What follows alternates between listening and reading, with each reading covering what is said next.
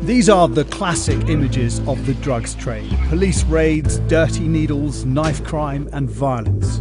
But what you hear less about is the market sustaining this. So let me tell you a secret. Britain's most popular Class A drug is everywhere. If you don't do it, someone you know does. It's used throughout society. There is no actual profile of a cocaine user in the UK. It's just socially acceptable these days. It is a Class A drug, and I found out that the hard way. It's the open secret, and that's what it is. It's an open secret. But for the first time, we're able to show you the immense quantities we consume. We don't talk about cocaine because everyone's taking it. It's sort of recreational, you know. That's the word. It's recreational. Why isn't it recreational? Because what's wrong with it? It destroys lives.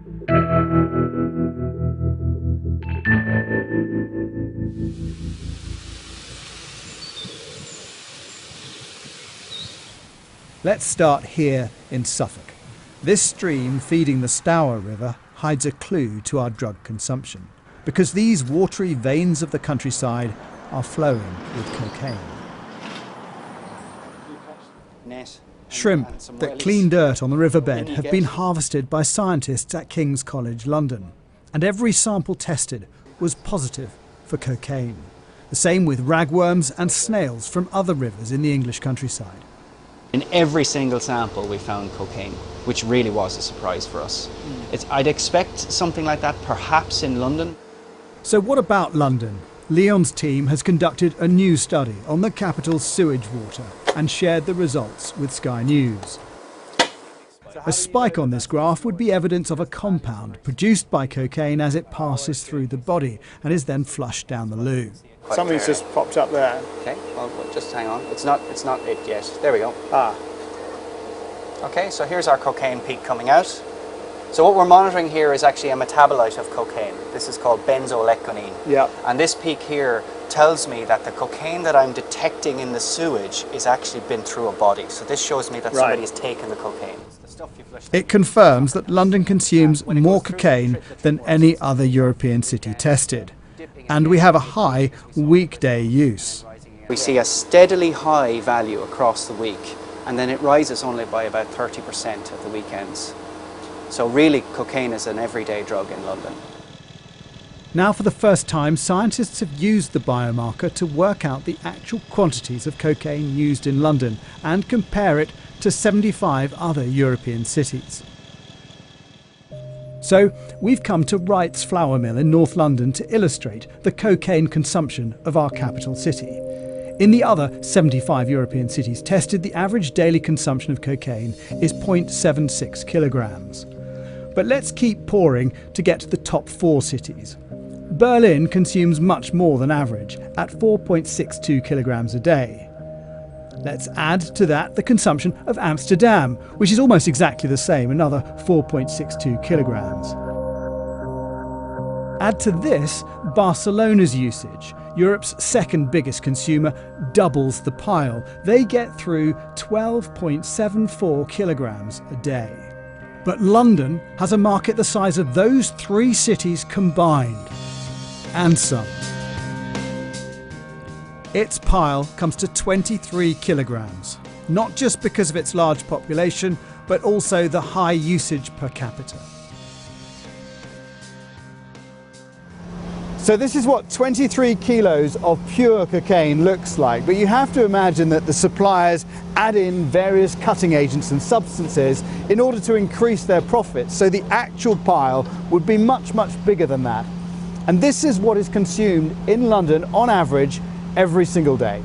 With a single dose at 40 milligrams, this pile amounts to more than 500,000 doses a day, although some consume more than 1 dose in a single line of cocaine. The street value is around £2.75 million a day. Now, if you want to see what that looks like on an annual scale, here it is in bags of flour. London uses 8 tons of pure cocaine in the course of a year.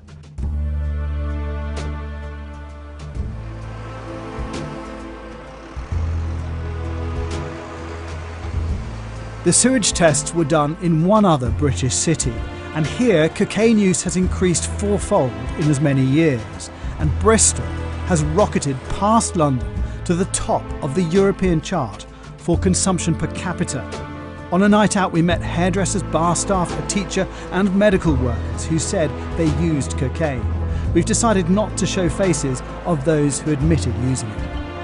I have done cocaine before, and I would say, yeah, it is like a fun experience and stuff, but I do find like it is very regular. You do get like a lot of people offering it on the streets and stuff. You can notice when someone's not just on alcohol, you know, pupils dilated, sometimes jewels are swinging.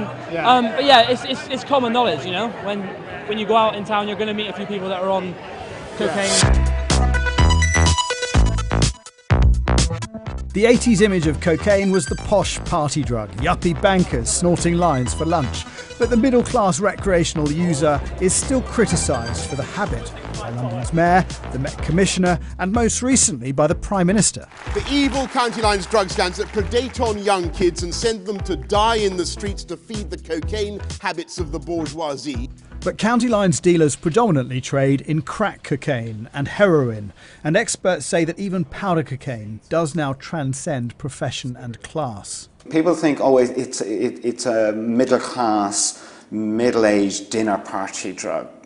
But our experience is, certainly from what we see online, it's everywhere. It's your 18-year-old, it's your 20-year-old, it's people in our estates and people in our gated communities. It's the whole lot. So why has it become more prolific? One reason is the wholesale price has come down. More international crime networks have entered the market and it's become more competitive. Shipments from Colombia are ever more ambitious, with large concealments in containers of legitimate goods. For cocaine, it's commonly fruit, but not exclusively. So pineapples and bananas, two of the most common. We consume more of those than any other country in Europe. Using pineapples as a paperwork exercise, because you'd expect to see them come into the UK, and then you're using the pineapple itself as an additional visual concealment. The concealment is very well crafted.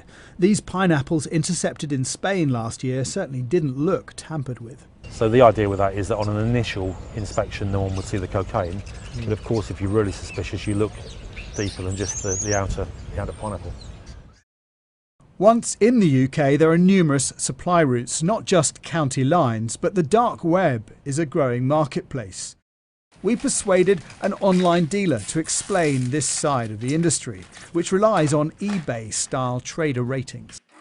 There's a nice disconnect there, so you don't have to feel socially responsible for meeting a drug dealer in the street, or worry about him maybe giving you some dodgy stuff. You got a form of recourse there with the feedback system, which is quite nice. You're able to make a decent markup, basically. Oh yeah. Can you say roughly what the percentage? On some occasions, I've had some substances which I don't really deal with anymore, but at some point in time, I was able to mark up hundreds of %, and in some cases, nearly 1,000%. So I'd be able to go down to the post box and put 2 or 3 letters in the post box, and that'll be a week's work. After about 100 grand, you don't really want to make money anymore, you know. 2 grand a week is the limit, you know. So as soon as you make 2 grand a week, you know, that's enough to go on holiday. With greater availability comes greater quality. Prices remain reasonably stable, but however, purity over the last few years has begun to increase, and it's at a high-end purity now. It would suggest that we've got a more developed and discerning marketplace. I think it suggests that people are, you know, they want the higher purity cocaine. They don't want, if we went back 10 years, purity on street level was down to 3 to 5% purity. And if purity is now 40% plus, effectively cocaine's retail price is cheaper. And the other side of the coin is it's more addictive. Cocaine Anonymous now holds over 600 meetings a week in the UK. We've been given rare access to one in Bristol, where addicts come from all walks of life. Recent research shows that women are less likely to seek help for their addiction, and I'm curious as to why. I had this life where I was kind of like on show and working and married and my children, and then I had this other life that was secret, and I was just terrified of people finding out, people thinking that I was a terrible mother, because I thought I was a terrible mother. I thought I was a terrible mother. I would sit on a night by the babies' cots, sobbing, looking at the babies, thinking, why can't I stop? Why do I keep doing this? And I was just terrified that someone would come and take them. But while addiction is a taboo, addicts say the recreational acceptability of the drug has fueled their problem. It started out as a lot of fun and I was partying a lot with it, and it just seemed like a really socially acceptable drug to be using because everybody was doing it, and it's that kind of middle class drug. And then suddenly I was the one chasing the party all the time. Well, I thought I bought into the Hollywood lie, really, you know, the cocaine champagne type of thing that came across in Hollywood films. When I was working in these hairdressers, like all the stylists would all get together. They would rack up a line, like, and it was like out the back room, out the back in the kitchen of the hairdressers. And this was like a respectable white middle class hairdressers, and I wanted to be part of it. Author and columnist Bryony Gordon has written about her addiction. There's a lot of kind of snobbery, actually. Celebrities take it, middle-class journalists like me take it, middle-class politicians take it. And therefore it's okay to take it? It's either okay to take it or it's not. It can't be as problematic. But it is a problem. The tests in Bristol suggest that markets outside of London are growing. The price is falling, making cocaine more accessible, and the purity is making it more addictive. Yet still, we're not properly talking about our secret habit. The UK will try almost any drug presented to it, and very often, sadly, not only do we try it, we become sustained users of it. It's a progressive disease that I suffer with. I can't ever start again, because if I start again, all bets are off. We need to look beyond the drug taking to the reasons for the drug taking. You know, nothing good comes of cocaine use.